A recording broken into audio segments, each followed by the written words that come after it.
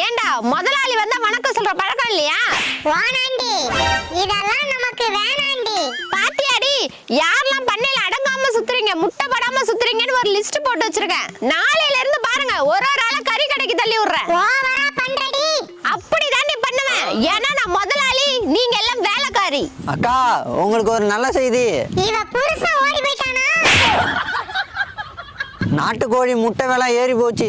என்னப்பா சொல்ற? ஆமாங்கா, 15 ரூபாய்க்கு வித்த முட்டை இப்ப 25 ரூபாய்க்கு ஏறி போச்சு. முதலாளி அம்மா, உங்க பண்ணையை கூட்டி சுத்தம் பண்ணிட்டேன், சாப்பாடு எடுத்து வச்சிட்டேன்.